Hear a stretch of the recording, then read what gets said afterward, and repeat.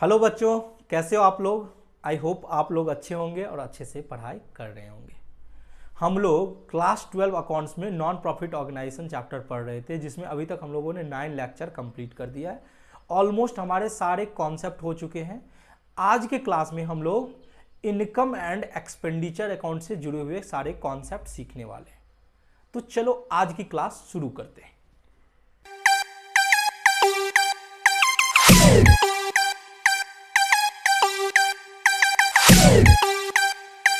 Income and expenditure account. देखो, income expenditure account जो होता है वो पीएल अकाउंट के जैसा होता है। ठीक है, इसके डेबिट साइड में एक्सपेंडिचर आते हैं और क्रेडिट साइड में इनकम आते हैं। इसमें हम लोग बहुत सारे छोटे छोटे क्वेश्चन किए थे। आज इसके बारे में डिटेल में जानते हैं और इस पे प्रैक्टिकल क्वेश्चन हम लोग करने वाले हैं। अब ये मैं आपको फॉर्मेट आपके सामने में रख दिया हूं, आप देख सकते हो। ये है इनकम एक्सपेंडिचर अकाउंट का फॉर्मेट। ठीक है, इनकम एक्सपेंडिचर क्या होता है, इसके डेबिट साइड में एक्सपेंडिचर रहता है। ठीक है, इसके डेबिट साइड में क्या रहता है, एक्सपेंडिचर रहता है। क्रेडिट साइड में इनकम रहता है। ठीक है, अब इसमें क्या होता है कि ये जो एक्सपेंडिचर होता है, ओनली रेवेन्यू एक्सपेंडिचर इसमें आते हैं। ओनली क्या आते हैं, रेवेन्यू एक्सपेंडिचर। ठीक है, रेवेन्यू एक्सपेंसेस आते हैं। ठीक है, और इनकम साइड में ओनली रेवेन्यू इनकम आते हैं, रेवेन्यू कम आते हैं। कैपिटल एक्सपेंडिचर क्या होगा, नहीं आएगा। कैपिटल एक्सपेंडिचर क्या होगा, नहीं आएगा। कैपिटल रेवेन्यू जो होता है, कैपिटल इनकम जो होता है, वो क्या होगा, इसमें नहीं आएगा। ये तो क्लियर है। ठीक है, अब इसके बारे में हम लोग थोड़ा बहुत इसको नोट डाउन कर लेते हैं। ये क्लियर है कि इनकम एक्सपेंडिचर अकाउंट के डेबिट साइड में खर्चे आते हैं, revenue expenditure, and credit side में रेवेन्यू इनकम आते हैं। ठीक है, अब इसके बारे में हम लोग क्या करते हैं, एक बार नोट डाउन कर लेते हैं। इसको मैं यहां से हटा भी दिया। अच्छा, अब इनकम एक्सपेंडिचर के बारे में क्या बोला जाता है, ये समरी है इनकम एंड एक्सपेंसेस का। ये क्या है, समरी है इनकम एंड एक्सपेंडिचर। समरी क्या बोलेंगे इसको, समरी। इनकम एक्सपेंडिचर क्या है, समरी है, summary of income and expenses. Summary of income and expenses for a particular period. मैं क्यों लिखा रहा हूं, क्योंकि इस तरह के आपको ऑब्जेक्टिव आपके एग्जाम में आ सकते हैं, इसीलिए मैं इसको नोट डाउन करा देता हूं कि इनकम एक्सपेंडिचर के बारे में अगर कोई फीचर पूछ दिया कि इनकम एक्सपेंडिचर का फीचर क्या है, कैरेक्टरिस्टिक्स क्या है, तो ये आप लिख सकते हो। ये क्या समरी है income and expenses for a particular period, यानी किसी एक पर्टिकुलर पीरियड में जो इनकम एंड एक्सपेंसेस होता है उसका ये समरी है for a particular period. For a particular period, फिर मैं यहां पे लिख, क्लियर हो गया। ये क्या है, इनकम एंड एक्सपेंसेस का समरी है। ठीक है, दूसरा पॉइंट हम लोग इस पे क्या लिख सकते हैं, ये है समरी इसका, ये सिमिलर टू पीएनएल अकाउंट है, पीएनएल अकाउंट के जैसा है, पीएनएल अकाउंट के जैसा है, similar to profit and loss account. Profit and loss account यानी कि पीएल अकाउंट के जैसा है, ये जो लाभ हानि खाता है उसके जैसा है। ठीक है, similar to profit and loss account. ठीक है, उसके बाद हम लोग क्या बोल सकते हैं, ये जो इनकम एंड एक्सपेंडिचर अकाउंट है ये प्रिपेयर होता है किस बेसिस पे, एक्रूअल बेसिस पे। It is prepared on accrual basis. अब ये 3 पॉइंट अभी तक समझो। सबसे पहले मैंने बोला इनकम एंड एक्सपेंसेस का समरी है फॉर ए पर्टिकुलर पीरियड। ये मैंने क्यों बोला, क्योंकि मैंने आप दिखाया कि इनकम एंड एक्सपेंडिचर अकाउंट कुछ नहीं होता, उसमें केवल इनकम और expenditure for a particular period दिया जाता है। ठीक है, इसमें पूरे साल भर में कितना इनकम और एक्सपेंसेस हुआ है उसका डिटेल, इसीलिए ये समरी है इनकम एंड एक्सपेंसेस का फॉर ए पर्टिकुलर पीरियड। दूसरा बात मैंने क्या बोला, ये प्रॉफिट एंड लॉस अकाउंट के जैसा है, similar to profit and loss account. Profit and loss account ये जैसा है। बाबू, जब आप प्रॉफिट एंड लॉस अकाउंट बनाए होंगे क्लास 11th में, तो आपने देखा होगा कि प्रॉफिट एंड लॉस अकाउंट में क्या होता है, डेबिट में हम सारे खर्चे को दिखाते हैं और क्रेडिट में सारे इनकम को दिखाते हैं, उससे जो आता है प्रॉफिट एंड लॉस आता है। इनकम एक्सपेंडिचर भी तो ठीक वैसा ही है, इसमें भी डेबिट में सारे खर्चे दिखाते हैं और क्रेडिट में इनकम दिखाते हैं, बस क्या होता है इसका जो रिजल्ट आता है उसको हम सरप्लस और डिफिसिट का नाम देते हैं। प्रॉफिट एंड लॉस में उसको क्या दे देते थे, बोलते थे नेट प्रॉफिट या नेट लॉस। तो ये प्रॉफिट एंड लॉस अकाउंट के जैसा है। अब मैं नेक्स्ट पॉइंट क्या बोल रहा हूं, it is prepare on accrual basis. Accrual basis क्या होता है, जिसमें कि नॉन कैश आइटम भी कंसीडर किया जाता है, नॉन कैश आइटम भी कंसीडर किया जाता है। आपने receipt and account, payment account बनाया तो उसमें क्या देखा, रिसिप्ट एंड पेमेंट अकाउंट जो प्रिपेयर होता था वो कैश बेसिस से होता था। रिसिप्ट एंड पेमेंट अकाउंट में सारे के सारे रिसिप्ट और पेमेंट को हम दिखाते थे जो कि कैश से संबंधित था। अगर कोई नॉन कैश आइटम था तो उसको हम रिसिप्ट एंड पेमेंट अकाउंट में दिखाते नहीं थे। तो रिसिप्ट क्यों, क्योंकि रिसिप्ट एंड पेमेंट अकाउंट क्या किस बेसिस पे प्रिपेयर होता था, कैश बेसिस पे। But income and expenditure account जो प्रिपेयर होगा वो अक्रूवल बेसिस पे। अक्रूवल बेसिस ऑफ अकाउंटिंग क्या बोलता है कि आपको कैश मिला है या ना मिला है उससे कोई मतलब नहीं रखता है। अगर आपका इनकम जनरेट हुआ है तो उसको आप इनकम मानिए। कोई खर्चा भले ही आउटस्टैंडिंग है, उसका पेमेंट नहीं हुआ है, लेकिन आपका वो खर्चा पूरे साल का जो ड्यू है वो खर्चा आपको दिखाना पड़ेगा। यानी कि इसमें नॉन कैश आइटम भी इसमें कंसीडर किए जाते हैं, नॉन कैश आइटम भी इसमें कंसीडर किए जाते हैं, इसीलिए इसको बोला जाता है ये अक्रूवल बेसिस को फॉलो किया जाता करता है। ठीक है, तो क्या बोलूंगा, it is prepare on accrual basis. और इसमें मैं ये बोल देता हूं कि non cash item, non cash item like depreciation हो गया, such as depreciation, depreciation, outstanding expenses, ठीक है, ये सब इंक्लूडेड होता है। यानी इनकम एंड एक्सपेंडिचर अकाउंट में नॉन कैश आइटम जैसे डिप्रिसिएशन हुआ, आउटस्टैंडिंग एक्सपेंसेस हुआ, इसको इंक्लूड करोगे। क्यों करोगे, क्योंकि इनकम एंड एक्सपेंडिचर अकाउंट जो होता है वो अक्रूवल बेसिस पे प्रिपेयर हो। क्लियर। अब बात करते हैं हम लोग नेक्स्ट पॉइंट। ठीक है, हम लोग बात करते हैं अगला क्या हो सकता है, अगला पॉइंट क्या हो सकता है। तो अगला पॉइंट क्या है कि इनकम एंड एक्सपेंडिचर अकाउंट, ये जो है इनकम एंड एक्सपेंडिचर अकाउंट, ये कौन सा अकाउंट है, nominal account. Income and expenditure account जो नॉमिनल अकाउंट, कौन सा अकाउंट है ये आपको ऑब्जेक्टिव में आ सकता है कि आपसे पूछा जा सकता है कि इनकम एंड एक्सपेंडिचर अकाउंट कौन सा अकाउंट। ठीक है, इनकम एक्सपेंडिचर अकाउंट है नॉमिनल अकाउंट। नॉमिनल अकाउंट का डिफिनेशन हम लोगों ने क्या सीखा था कि नॉमिनल अकाउंट वो होते हैं जिसमें इनकम और एक्सपेंसेस इंक्लूड होते हैं। ठीक है, नॉमिनल एक्सपेंसेस, नॉमिनल अकाउंट में क्या होता है, इनकम और एक्सपेंस। जैसे देखिए देखिए ट्रेडिशनल अप्रोच के हिसाब से हमने बताया था कि अकाउंट्स जो होता है तीन प्रकार के हो सकते हैं, पर्सनल अकाउंट हो सकते हैं, रियल अकाउंट होते हैं, नॉमिनल अकाउंट। पर्सनल अकाउंट जो होता है व्यक्ति और कंपनी से संबंधित खाता होता है। ठीक है, रियल अकाउंट क्या होता है, वस्तु से, एसेट से संबंधित खाता होता है। और नॉमिनल अकाउंट क्या होता है, इनकम और एक्सपेंसेस से संबंधित। तो चूंकि इनकम और एक्सपेंडिचर अकाउंट तो इनकम एंड एक्सपेंसेस से संबंधित है, इसीलिए इनकम एक्सपेंडिचर अकाउंट क्या है, nominal account. Income expenditure account क्या है, नॉमिनल अकाउंट। अब रिसिप्ट एंड पेमेंट अकाउंट में क्या क्या पढ़ा था आपने कि रिसिप्ट एंड पेमेंट अकाउंट चूंकि कैश अकाउंट से संबंधित होता है, और कैश अकाउंट क्या होता है, बैलेंस क्या आता है, कैश एंड बैंक आता है, रिसिप्ट एंड पेमेंट अकाउंट का बैलेंस। और कैश एंड बैंक क्या है, हमारे लिए एसेट है कैश एंड बैंक। तो इसीलिए रिसिप्ट एंड पेमेंट अकाउंट को हम लोग रियल अकाउंट बोलते हैं, असेट अकाउंट बोलते हैं। ठीक है, ये सब मैं बताता हूं जिससे कि आपका कॉन्सेप्ट क्लियर हो और ऑब्जेक्टिव आप सही से आप बना के आ सकते हैं। क्लियर है, इनकम एक्सपेंडिचर अकाउंट कौन सा अकाउंट हो गया, नॉमिनल अकाउंट। चलो, अब एक चीज देखो, अब अगला पॉइंट क्या है। अब देखो रेवेन्यू इनकम, हम क्या बोलते हैं, रेवेन्यू इनकम जो करंट ईयर से संबंधित हो, रेवेन्यू इनकम जो करंट ईयर से संबंधित हो, related to current year, related to current year.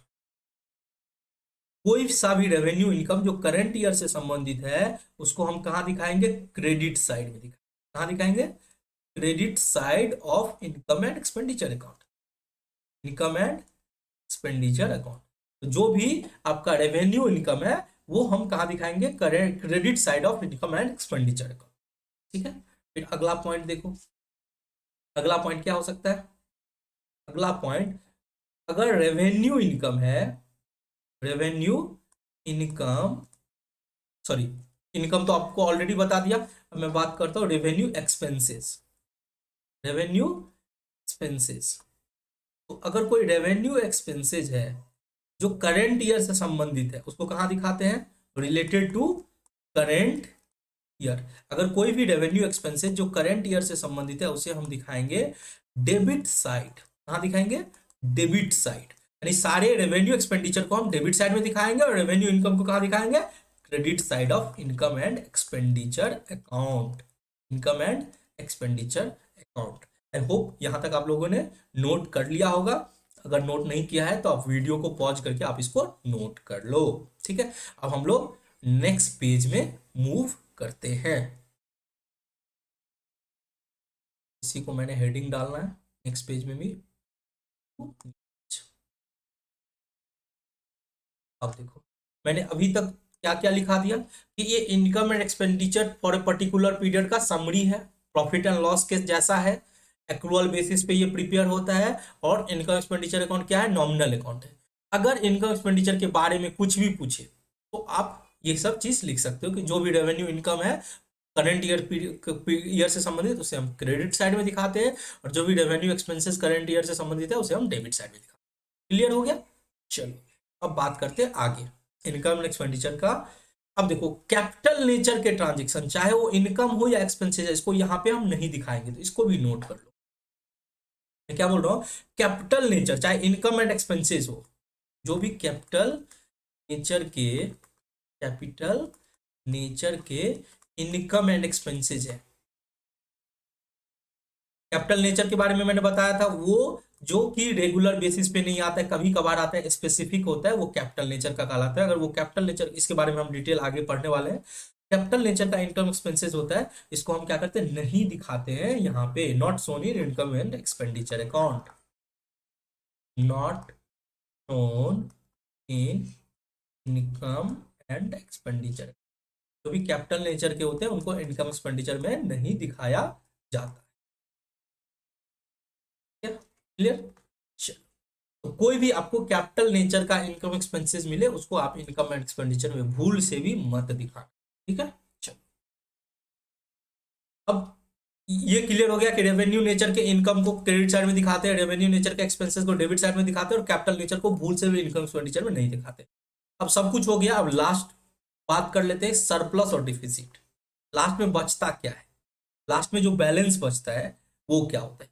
देखो अगर आपका इनकम, मैं क्या बोल रहा हूं, आपका इनकम साइड, आपका इनकम साइड अगर एक्सपेंसेस साइड से ज्यादा हो, इनकम साइड अगर आपके एक्सपेंडिचर साइड से ज्यादा हो, ठीक है, अगर आपका कोई भी सा भी इनकम साइड आपका एक्सपेंसेस साइड से ज्यादा हो तो उसको हम लोग बोलते हैं सरप्लस। यानी आपका इनकम ज्यादा है खर्चे से, तो वो जो एक्सेस होता है उसको सरप्लस बोला जाता है। ठीक है, उसको क्या बोला जाता है? सरप्लस बोला जाता है। और उसी सरप्लस को हम लोग ये बोलते हैं excess of income over expenditure. Excess of income, excess of income मतलब इनकम ज्यादा है खर्चे से, excess of income over expenditure. यानी कि आपका इनकम एंड एक्सपेंडिचर साइड में जो बैलेंस बचता है, जो बैलेंस बचता है, अगर आपका इनकम साइड ज्यादा है और खर्चा कम है तो उसको बोलते हैं excess of income. Income excess है ओवर एक्सपेंडिचर, खर्चा से इनकम ज्यादा है, उसको हम लोग बोलते हैं सरप्लस। डेफिनेटली इस पे आपको ऑब्जेक्टिव मिल जाएगा, इसीलिए मैं ये सब चीज लिखा रहा हूं। अगर आपका इनकम साइड एक्सपेंडिचर साइड से ज्यादा है तो क्या होगा? सरप्लस, यानी excess of income over expenditure. ठीक है, अब दूसरा क्या हो सकता है? दूसरा हो सकता है, एक तो ये हो सकता है ऑप्शन, ठीक है, बी ऑप्शन क्या हो सकता है? बी ऑप्शन ये हो सकता है कि आपका खर्चा साइड ज्यादा हो। एक तो ये हो सकता है कि इनकम ज्यादा हो, दूसरा क्या हो सकता है कि आपका खर्चा साइड ज्यादा हो, एक्सपेंडिचर साइड ज्यादा हो इनकम साइड से। अगर इनकम साइड से ज्यादा हो गया खर्चा साइड तो वो क्या हो जाएगा? उसको हम लोग बोलेंगे बाबू डिफिसिट। उसको क्या बोलेंगे? डिफिसिट, यानी आपको नुकसान हो गया। क्या हो गया? नुकसान हो गया। इसको हम लोग क्या बोलेंगे? इसका जो नाम होगा वो बोलेंगे excess of expenditure over income. क्या बोलेंगे? Excess of expenditure over income, excess of expenditure over income, यानी आपका खर्चा ज्यादा है इनकम से। अगर खर्चा ज्यादा है इनकम से तो उसको क्या बोलते हैं, डिफिसिट। उसको क्या बोलते हैं, डिफिसिट। चलो, तो आई होप यहां तक आपको कोई दिक्कत नहीं हुआ है।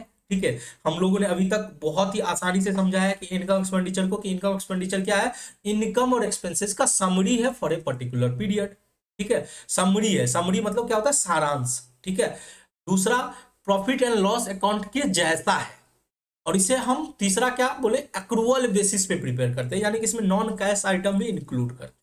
फिर चौथा क्या है, नॉमिनल अकाउंट है। इनकम एक्सपेंडिचर अकाउंट क्या है, नॉमिनल अकाउंट है। फिर हमने क्या बोला कि जो भी रेवेन्यू इनकम है उसे हम इनकम एक्सपेंडिचर के क्रेडिट साइड में दिखाते हैं, और जो भी रेवेन्यू एक्सपेंसेज है उसे इनकम एक्सपेंडिचर के डेबिट साइड में दिखाते हैं। और जो कैपिटल नेचर का इनकम और एक्सपेंसेज है उसे हम भूल से भी इनकम एक्सपेंडिचर अकाउंट में नहीं दिखाते, उसे कहां ले जाएंगे, बैलेंस शीट में ले जाएंगे। ठीक है, उसके बाद हमने बात की कि जो बैलेंस बचता है, या तो आपका इनकम साइड ज्यादा होगा या एक्सपेंडिचर साइड ज्यादा होगा। अगर इनकम साइड एक्सपेंडिचर साइड से ज्यादा होता है तो वो होता है सरप्लस, आमदनी। उसको बोलते हैं excess of income over expenditure, यानी इनकम ज्यादा है खर्चे से। दूसरा क्या हो सकता है, खर्चा साइड ज्यादा हो गया और इनकम कम हो गया, जो डिफरेंस होगा उसको हम बोलते हैं डिफिसिट, यानी खर्चा ज्यादा इनकम से, excess of expenditure over income. I hope आपको income and expenditure account clear हो गया। अब मैं एक चीज आपको थोड़ा सा आपको अंडरस्टैंडिंग के लिए एक चीज और बताता हूं। आपने क्या देखा कि आपने रिसिप्ट एंड पेमेंट अकाउंट बनाया। आपने क्या बनाया, रिसिप्ट एंड पेमेंट अकाउंट। जब आपने रिसिप्ट एंड पेमेंट अकाउंट बनाया तो आपने क्या देखा कि रिसिप्ट एंड पेमेंट अकाउंट के दो साइड थे, एक तो डेबिट साइड, दूसरा क्रेडिट साइड। डेबिट साइड और दूसरा क्रेडिट साइड। Very clear. अब देखो डेबिट साइड में आपने क्या देखा कि डेबिट साइड में दो चीज आते थे। डेबिट साइड में क्या आते थे, सारे के सारे रिसिप्ट आते थे। डेबिट साइड में सारे के सारे क्या आते थे, रिसिप्ट आते थे। लेकिन रिसिप्ट में भी एक कैपिटल रिसिप्ट रहता था, एक रेवेन्यू रिसिप्ट रहता था। आपने अगर अच्छे से देखा होगा, revenue receipt and payment account आपने अच्छे से बना लिया है ऑलरेडी, कॉन्सेप्ट क्लियर है, तो उसमें आपने देखा कि रिसिप्ट भी दो नेचर के होते थे, कैपिटल रिसिप्ट और दूसरा रेवेन्यू रिसिप्ट। रेवेन्यू रिसिप्ट, ठीक है। और उसी तरह से क्रेडिट साइड में भी, ठीक है, पेमेंट्स, सारे के सारे पेमेंट्स आते थे।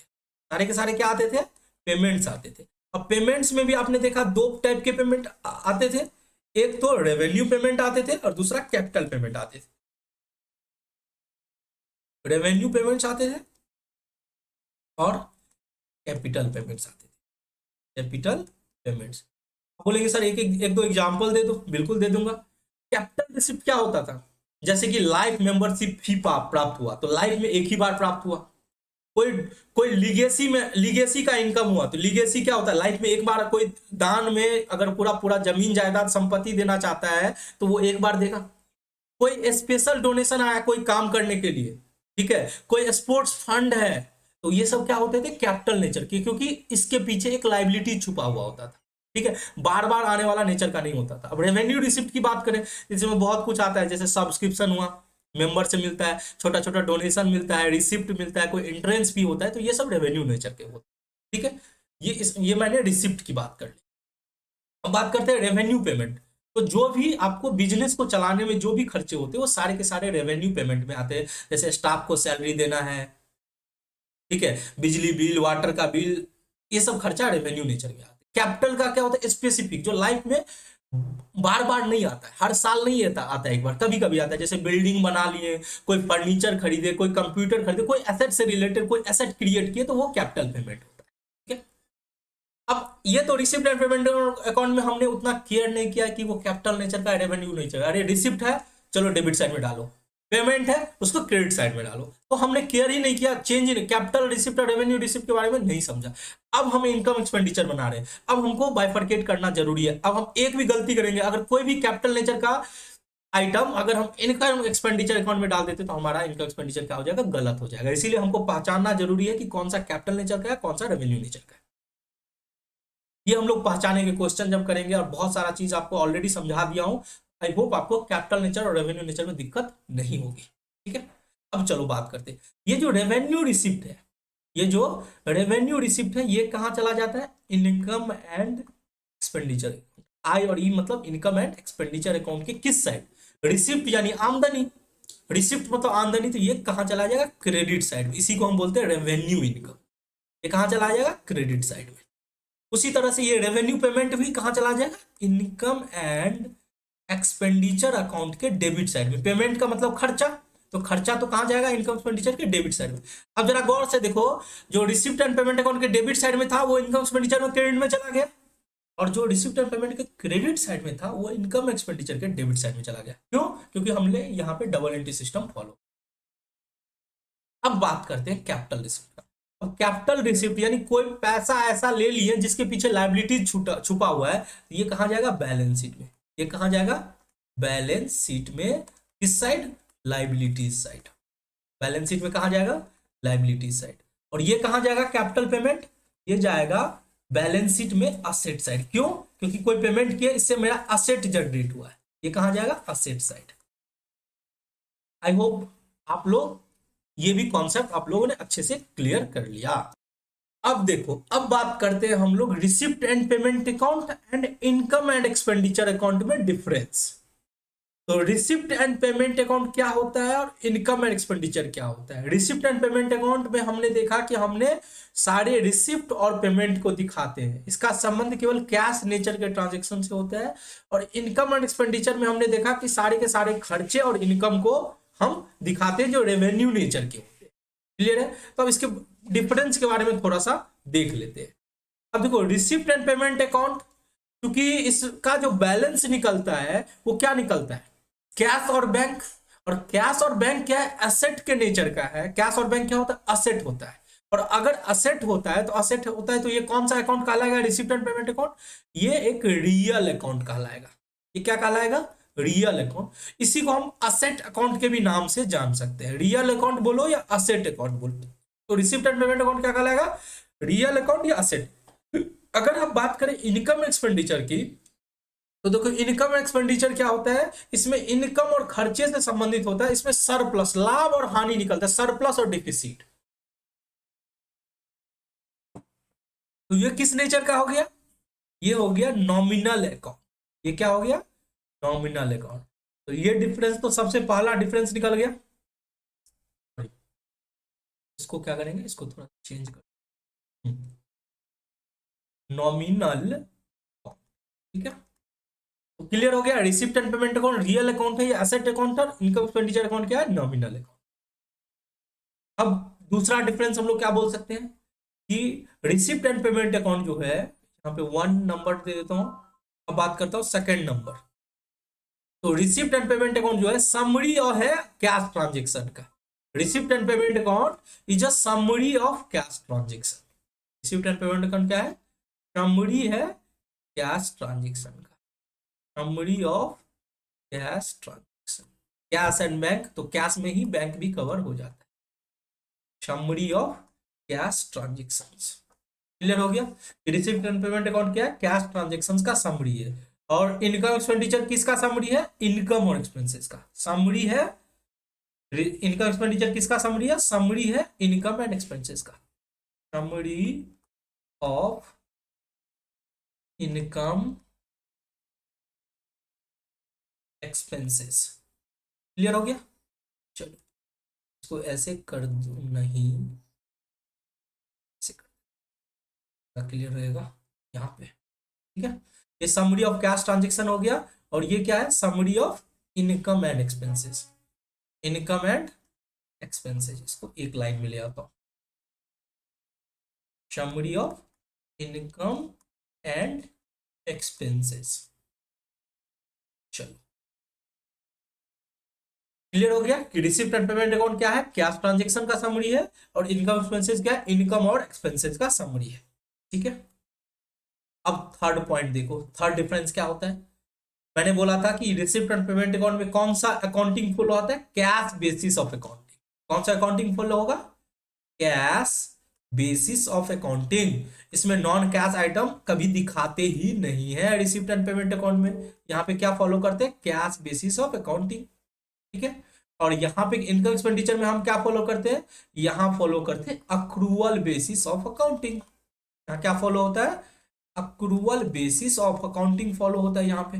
आपको क्लियर होगा, आई होप कोई दिक्कत नहीं हो रही होगी। यहाँ पे accrual basis of accounting follow हो जाता है। चलो, अब अगला पॉइंट क्या हो सकता है, अगला पॉइंट बस डाल दो कि डेबिट साइड में यहाँ पे क्या दिखाते हैं, यहाँ पे डेबिट साइड में सारे के सारे रिसिप्ट को दिखाते हैं। सारे के सारे क्या होता है, डेबिट साइड में रिसिप्ट होता है, और क्रेडिट साइड में क्या होता है कि सारे के सारे पेमेंट्स होते हैं। क्रेडिट साइड में सारे के सारे क्या होते हैं, पेमेंट्स होते हैं। अब यहाँ पे बात करूं तो डेबिट साइड में क्या होते हैं, एक्सपेंडिचर होते हैं। डेबिट साइड में क्या होते हैं, डेबिट साइड में एक्सपेंडिचर, वो भी रेवेन्यू नेचर के। डेबिट साइड में क्या होता है, रेवेन्यू एक्सपेंडिचर होंगे, रेवेन्यू एक्सपेंडिचर होंगे, ठीक है। और क्रेडिट साइड में क्या होंगे, क्रेडिट साइड में होंगे रेवेन्यू इनकम, रेवेन्यू इनकम। यहां तक क्लियर है। अब बात करते हैं नेक्स्ट पॉइंट की। तो देखो नेक्स्ट पॉइंट क्या हो सकता है, यहां पे रेवेन्यू और कैपिटल दोनों नेचर आएंगे। यहां पे रेवेन्यू एंड कैपिटल दोनों नेचर के रिसिप्ट एंड पेमेंट आते हैं, रेवेन्यू एंड कैपिटल नेचर दोनों आएंगे। और यहां पे केवल ओनली रेवेन्यू नेचर, यहां पे ओनली रेवेन्यू नेचर के ट्रांजेक्शन आएंगे and no capital nature, no capital nature. इसमें कोई कैपिटल नेचर के इसमें ट्रांजेक्शंस नहीं आते हैं। क्लियर हो गया। चलो अब नेक्स्ट पॉइंट हम लोग देखते हैं। नेक्स्ट पॉइंट क्या है, इसमें केवल कैश आइटम रिकॉर्ड होता है, ओनली कैश आइटम रिकॉर्ड होता है, ओनली कैश आइटम्स रिकॉर्ड होते हैं, ठीक है। इसमें क्या होता है, cash as well as non cash दोनों रिकॉर्ड होता है, record both, record both cash and non cash item, cash and non cash items of income and expenses. इसमें चाहे कैश के नेचर के हो नॉन कैश, दोनों के दोनों इसमें रिकॉर्ड होते हैं। चलो वेरी गुड। अब अपने बात करेंगे नेक्स्ट पॉइंट की। क्लियर, अभी तक आई होप क्लियर होंगे कि इसमें केवल कैश आइटम, इसमें कैश और नॉन कैश दोनों होता है। अब यहां पे क्या होता है, लास्ट की बात करता हूं, क्लोजिंग बैलेंस। इसकी बात करता हूं, क्लोजिंग बैलेंस। यहां पे क्लोजिंग बैलेंस क्या निकलेगा, कैश निकलेगा, बैंक निकलेगा, ठीक है। यहां पे क्या निकलेगा, क्लोजिंग बैलेंस सरप्लस और डिफिसिट। क्लोजिंग बैलेंस क्या निकलेगा, यहां पे सरप्लस या फिर डिफिसिट। अगर इनकम ज्यादा होगा तो सरप्लस और खर्चा ज्यादा हो गया तो डिफिसिट। क्लियर। अब देखो, आप जब रिसिप्ट एंड पेमेंट अकाउंट बनाए थे तो आपने देखा था कि हमने एडजस्टमेंट कंसीडर नहीं करते। क्यों, क्योंकि नॉन कैश आइटम कंसीडर नहीं करते हैं, सारे कैश आइटम तो हमको दिया ही रहता है, इसीलिए यहाँ पे एडजस्टमेंट नॉट कंसीडर्ड। यहाँ पे क्या होता है, एडजस्टमेंट कंसीडर नहीं होता है, क्योंकि यहाँ पे cash basis of accounting follow करते हैं। नॉट कंसीडर बिकॉज, क्यों नहीं फॉलो करते हैं, एडजस्टमेंट क्यों नहीं कंसीडर करते, क्यों नहीं देखते, बिकॉज यहाँ पे, बिकॉज हम लोग cash basis of accounting follow करते हैं, cash basis of accounting follow करते हैं। क्लियर हो गया। अब यहां पे एडजस्टमेंट क्या करते हैं, कंसीडर करते हैं। जब इनकम एक्सपेंडिचर बनाएंगे तो हमने सारे के सारे एडजस्टमेंट को लेना है, एडजस्टमेंट कंसीडर्ड। यहां पे एडजस्टमेंट को कंसीडर किया जाएगा, किस लिए, बिकॉज ऑफ अक्रूवल बेसिस। यहां पे हम नॉन कैश आइटम भी लेते हैं, accrual basis of accounting follow करते हैं, तो इसीलिए यहां पे एडजस्टमेंट को कंसीडर करते हैं। आई होप क्लियर हो गया होगा। आपको receipt and payment account, income expenditure account के बीच में डिफरेंस को याद करने की जरूरत नहीं है, मैंने हर चीज का लॉजिक दिया है। मैंने क्या बोला कि रिसिप्ट एंड पेमेंट अकाउंट में क्या होता है, कैश बैलेंस आता है, लास्ट में क्या बचता है, कैश बैलेंस आता है और कैश से संबंधित लेन देन होता है। और कैश किस नेचर का होता है, असेट के नेचर का होता है। और असेट अकाउंट को ही हम रियल अकाउंट बोलते हैं, असेट अकाउंट को ही क्या बोलते हैं, रियल अकाउंट। अब बात करते हैं इनकम एक्सपेंडिचर। तो इसमें इनकम और एक्सपेंसेस यानी कि खर्चे और इनकम से संबंधित लेन देन, ये कौन सा नेचर हो जाएगा, ये हो जाएगा नॉमिनल अकाउंट। ठीक है। दूसरा डिफरेंस हमने क्या बताया कि रिसीट एंड पेमेंट अकाउंट क्या है, समरी ऑफ कैश ट्रांजेक्शन है। और इनकम एक्सपेंडिचर क्या है, summary of income and expenses है। रिसीट एंड पेमेंट अकाउंट किस बेसिस ऑफ अकाउंटिंग को फॉलो करता है, कैश बेसिस ऑफ अकाउंटिंग को फॉलो करता है। इनकम एंड एक्सपेंडिचर अकाउंट किस बेसिस को फॉलो करता है, वो फॉलो करता है accrual basis of accounting. Clear हो गया। अब हमने क्या बोला कि रिसिप्ट एंड पेमेंट अकाउंट के डेबिट साइड में रिसिप्ट को दिखाते हैं, क्रेडिट साइड को पेमेंट, क्रेडिट साइड में पेमेंट को दिखाते हैं। इनकम एक्सपेंडिचर में क्या करते हैं, डेबिट साइड में खर्चे को दिखाते हैं, क्रेडिट साइड में क्या करते हैं, इनकम को दिखाते हैं, रेवेन्यू नेचर वाले। फिर हमने बोला कि चाहे रेवेन्यू नेचर हो चाहे कैश नेचर हो, दोनों का दोनों, सॉरी, चाहे रेवेन्यू नेचर हो या कैपिटल नेचर हो, दोनों को हम दिखाते हैं receipt and payment account. But income expenditure में कैपिटल नेचर को नहीं दिखाते हैं। कैपिटल नेचर को क्या बोल देते हैं, टाटा बाय बाय, आपको देखेंगे बैलेंस शीट में। कैपिटल एक्सपेंडिचर और कैपिटल रेवेन्यू जो होता है वो बैलेंस शीट में जाता है, बट रेवेन्यू एक्सपेंडिचर और रेवेन्यू इनकम कहा जाता है इनकम एक्सपेंडिचर में। फिर हमने बोला कि रिसिप्ट एंड पेमेंट अकाउंट में केवल कैश आइटम रिकॉर्ड होता है। ठीक है, रिसिप्ट एंड पेमेंट अकाउंट में केवल कैश आइटम रिकॉर्ड होता है, जबकि इनकम एक्सपेंडिचर में cash as well as non cash दोनों रिकॉर्ड होता है। फिर बोले रिसिप्ट एंड पेमेंट अकाउंट का बचता जो बैलेंस है उसको हम कैश और बैंक बैलेंस बोलते हैं, बट इनकम एक्सपेंडिचर में जो बचता है वो या तो सरप्लस होता है या फिर डिफिसिट होता है। फिर आगे एडजस्टमेंट का कंसीडर नहीं किया जाता रिसिप्ट एंड पेमेंट अकाउंट में, क्योंकि वहां पे cash basis of accounting follow करते हैं। But income and expenditure account में एडजस्टमेंट को कंसीडर करते हैं, क्योंकि यहाँ पे accrual basis of accounting follow करते हैं। और एक्रूअल बेसिस का मतलब ये सारे के सारे ट्रांजेक्शंस को कंसीडर करना है, चाहे वो कैश आइटम के, कैश नेचर के हो, चाहे नॉन कैश नेचर के। ठीक है, आई होप आपको डिफरेंस समझ में आ गया होगा। अब देखो, अब हम लोग बात करते हैं income and expenditure account and profit and loss account, दोनों में क्या डिफरेंस है। तो हमने देखा कि इनकम एक्सपेंडिचर में क्या होता है, खर्चा और इनकम को दिखाते हैं और सरप्लस और डेफिसिट निकलता है। प्रॉफिट एंड लॉस अकाउंट में भी क्या करते हैं, खर्चे को दिखाते हैं डेबिट साइड में, इनकम को दिखाते हैं, और जो ये जो डिफरेंस निकलता है यानी बैलेंस जो निकलता है, या तो नेट प्रॉफिट होता है या नेट लॉस होता है। अब इस पे एक एक करके डिफरेंस देखते हैं। सबसे पहला डिफरेंस तो ये है कि ये जो इनकम एक्सपेंडिचर है वो किसके द्वारा बनाया जाता है, नॉन ट्रेडिंग ऑर्गेनाइजेशन के द्वारा। ये कौन बनाती है, prepared by non trading organization, जिसका उद्देश्य प्रॉफिट कमाना नहीं होता है।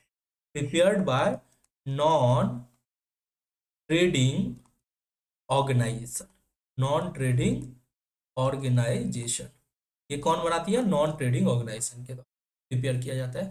जो अलाभकारी संगठन होता है, जिसका उद्देश्य पैसा कमाना नहीं होता है, प्रॉफिट कमाना नहीं होता है, वो इनकम एक्सपेंडिचर अकाउंट तैयार करता है। प्रॉफिट एंड लॉस अकाउंट किसके द्वारा प्रिपेयर होता है, ये ट्रेडिंग ऑर्गेनाइजेशन के द्वारा, किसके द्वारा प्रिपेयर होता है, ट्रेडिंग ऑर्गेनाइजेशन। ठीक है, जो बिजनेस करती है, जिसका उद्देश्य प्रॉफिट कमाना होता है, वो करती है। चलो, अब दूसरा पॉइंट। अब देखो, इनकम एक्सपेंडिचर में भी खर्चा और इनकम होता है, प्रॉफिट एंड लॉस में भी खर्चा इनकम होता है, तो ये तो कोई डिफरेंस नहीं हुआ। अब बात करते हैं रिजल्ट की। इसका जो रिजल्ट होता है, ठीक है, इसका जो रिजल्ट आता है, या क्या या तो आएगा सरप्लस, या तो सरप्लस आएगा, या फिर क्या आएगा, डिफिसिट। ठीक है, डिफिसिट। सरप्लस मतलब हुआ कि आपका इनकम ज्यादा है खर्चा से, और डिफिसिट का मतलब आपका खर्चा ज्यादा था इनकम से। अब यहाँ पे रिजल्ट क्या आएगा, यहाँ पे रिजल्ट आता है या तो नेट प्रॉफिट, आपका अगर इनकम ज्यादा हो गया तो नेट प्रॉफिट होगा, या फिर नेट लॉस होगा, या फिर क्या हो जाएगा, नेट लॉस हो जाएगा। क्लियर है। चलो, अब एक चीज और डिफरेंस आपको निकलेगा। एक तो इनकम एक्सपेंडिचर जनरली कहां से प्रिपेयर होता है, prepared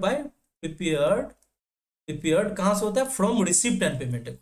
receipt and payment account दिया रहेगा और आपको बोला जाएगा कि इनकम एक्सपेंडिचर अकाउंट बनाओ, receipt and payment account, payments account.